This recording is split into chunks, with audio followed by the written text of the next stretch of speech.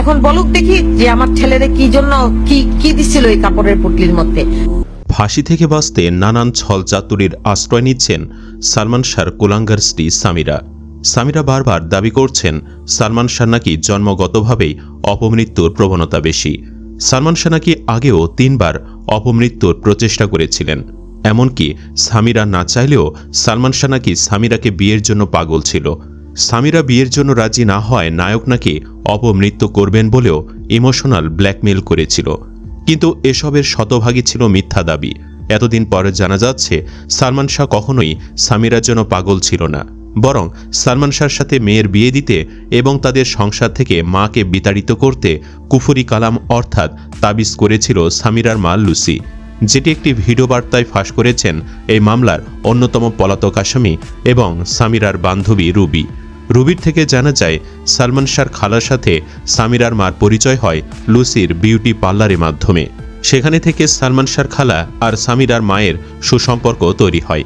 পারিবারিকভাবে সেই লুসি সালমানের ফ্যামিলি সম্পর্কে সবকিছু জেনে শুনে বংশগতভাবে তারা সুশিক্ষিত চৌধুরী বংশের মানুষ এবং সালমান শাহ পরিবারের বড় ছেলে সবকিছু জেনে বুঝে লুসি সামিরার সাথে সালমানের বিয়ের পরিকল্পনা করেন।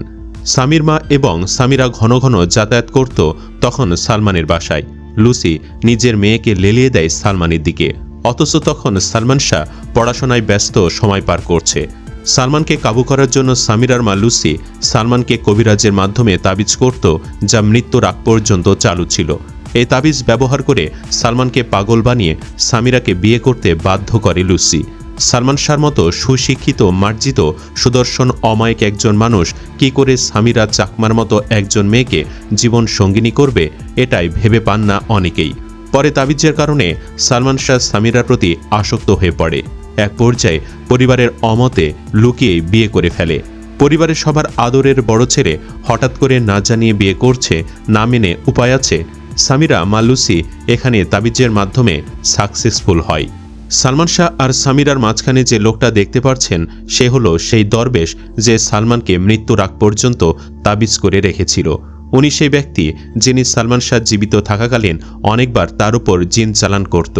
সালমানের ওপর জিন চালান করত, এটা ডন একাধিকবার গণমাধ্যমে সাক্ষাৎকারে বলেছে। সালমান শাহ মৃত্যুর সময় বেড থেকে অনেক তাবিজ কবজ উদ্ধার করা হয়, যা আপনারা দেখতেই পাচ্ছেন। অনেকেই আমার এই দাবিকে হাস্যকর কিংবা মিথ্যা বলতে পারেন, কিন্তু এটাই সত্য। এগুলো কখনো মিডিয়ায় আসেনি বলে অনেকেই জানে না। রুবির একটি ফুটেজের মাধ্যমে জানা যায় এই তাবিজ সালমান শাহর বাসায় রাখার জন্য বিয়ের আগে রুবিকে ভাড়া করা হয়। এমনকি সালমানের বাসার অন্য ফ্ল্যাটে রুবিকে ভাড়া থাকার প্ল্যানও করানো হয়, যেটি একটি ভিডিও বার্তায় ফাঁস করে দেন রুবি। রুবিকে ওই ফুটেজে বলতে শোনা যায়, সামিরার মা বলুক তো আমার হাতে ওই কাপড়ের পুটলির মধ্যে কি দেওয়া হয়েছিল। এমনকি সালমান শাহ মরার পর বিভিন্ন ম্যাগাজিনে লেখাও প্রকাশিত হয়েছিল সালমান শাহকে কবজা করতে সামিরা ও তার মা লুসির তাবিজ রহস্য শিরোনামে। অথচ সেই সামিরা যখন বারবার বলে সালমান শাহ তার জন্য পাগল ছিল, সেটি হাস্যকর আর মিথ্যা ছাড়া আর কি হতে পারে। উল্লেখ্য, বাংলাদেশি চলচ্চিত্রের ক্ষণজন্মা তারকা সালমান শাহর মৃত্যু রহস্য ঘিরে 29 বছরের বেশি সময় ধরে চলছে বিতর্ক। কেউ বলেন অপমৃত্যু, কেউ বলেন পরিকল্পিত হত্যাকাণ্ড। বছর দুয়েক আগে এক টেলিভিশন সাক্ষাৎকারে প্রয়াত অভিনেতার সাবেক স্ত্রী সামিরা হক জানিয়েছেন সালমান শাহ মানসিকভাবে ছিলেন অপমৃত্যু প্রবণ। 1992 সালে মাত্র 21 বছর বয়সে খালার বান্ধবীর মেয়ে সামিরা হককে বিয়ে করেছিলেন সালমান শাহ। সামিরা ছিলেন জাতীয় ক্রিকেট দলের সাবেক অধিনায়ক শফিকুল হক হীরার মেয়ে এবং বিউটি পার্লার ব্যবসায় জড়িত। সালমানের 2টি সিনেমার পোশাক পরিকল্পনাতেও তিনি অংশ নিয়েছিলেন। সিনেমা স্টাইল ও ফ্যাশন বিষয়ে সালমান প্রায়ই তার পরামর্শ নিতেন। 2023 সালের 19 সেপ্টেম্বর সালমানের জন্মদিন উপলক্ষে চ্যানেল 24-এ দেওয়া এক সাক্ষাৎকারে সামিরাকে বেশ আত্মবিশ্বাসের সঙ্গে বলতে শোনা গেছে, সালমান শাহ অপমৃত্যু করেছেন। শুধু তাই নয়, আগেও 3 বার মরার চেষ্টা করেছিল।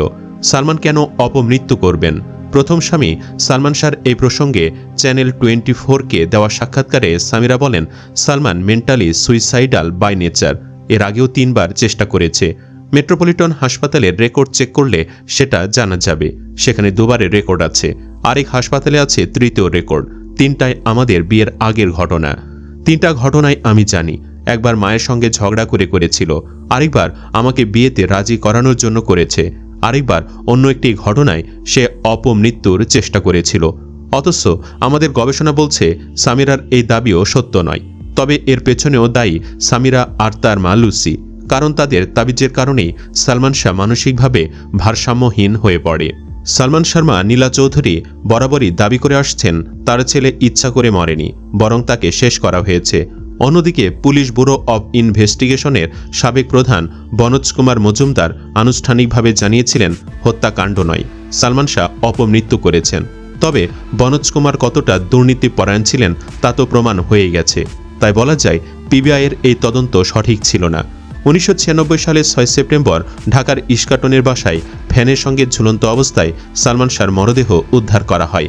এরপর একে একে থানা পুলিশ, সিআইডি, র্যাব, পিবিআই সহ একাধিক সংস্থা তদন্ত চালায়। সব প্রতিবেদনেই ঘটনাটিকে অপমৃত্যু বলা হলেও সালমানের পরিবারের আপত্তিতে প্রতিবারই তদন্ত সংস্থা পরিবর্তন করা হয়। চলচ্চিত্রে এক উজ্জ্বল নক্ষত্র সালমান শাহর অকাল মৃত্যুর রহস্য আজও অমীমাংসিত থেকে গেছে। এদিকে 29 বছর আগে সালমান শাহর মৃত্যুর ঘটনায় সপ্তাহখানেক হত্যা মামলা করার আদেশ দিয়েছেন আদালত। মামলাটি তদন্তের জন্য রমনা থানাকে নির্দেশ দেওয়া হয়েছে। ঢাকার ষষ্ঠ অতিরিক্ত মহানগর দায়রা জজ জান্নাতুল ফেরদৌস ইবনে হক এ আদেশ দেন। এ তথ্য নিশ্চিত করেন সালমান শাহর নীলা চৌধুরীর আইনজীবী ফারুক আহমেদ। তিনি বলেন, সালমান শাহর মৃত্যুর ঘটনায় নিরপেক্ষ তদন্ত করেননি পিবিআই। এ কারণে 4 বছর আগে পিবিআইয়ের চূড়ান্ত প্রতিবেদনে নারাজি দিয়েছিলেন নীলা চৌধুরী। আদালত সালমান শাহর মায়ের সেই রিভিশন আবেদন মঞ্জুর করেছেন। একই সঙ্গে এ মৃত্যুর ঘটনায় মামলা করার নির্দেশ দিয়েছেন আদালত। গত 21 অক্টোবর রমনা থানায় দায়ের হওয়া এ মামলায় 11 জনকে আসামি করা হয়েছে। এর মধ্যে সালমান শাহর সাবেক স্ত্রী সামিরা হক, ব্যবসায়ী আজিজ মোহাম্মদ ভাই, লতিফা হক লুসি এবং চলচ্চিত্রের খলনায়ক ডন সহ আরও কয়েকজনের নাম রয়েছে। এদিকে সালমান শাহর বিচার চেয়ে মশাল মিছিল হয়েছে যশোরে। সালমান শাহর ঘাতকদের দ্রুত গ্রেফতার ও ফাঁসির দাবিতে কাঠেরপুল যুব সংঘের উদ্যোগে সালমান শাহ ভক্তরা মঙ্গলবার সন্ধ্যায় শহরের মনিহার সিনেমা হলের সামনে মশাল মিছিল বের করে। এ সময় তারা সালমানের ঘাতকদের বিচার দাবি করে স্লোগান দিতে থাকেন। শহরের বিভিন্ন এলাকা প্রদক্ষিণ শেষে মনিহার সিনেমা হলের সামনে এসে মোমবাতি প্রজ্বলন করা হয়। মোমবাতি প্রজ্বলন শেষে ভক্তরা বলেন, আমরা সালমান শাহের মৃত্যুর সুষ্ঠু বিচার চাই। সালমান শাহর ঘাতকদের সর্বোচ্চ শাস্তি দিতে হবে। প্রসঙ্গত, সালমান শাহ অভিনীত উল্লেখযোগ্য চলচ্চিত্রগুলোর মধ্যে 1993 সালে মুক্তি পায় কিয়ামত থেকে কিয়ামত, দেনমোহর ও তোমাকে চাই।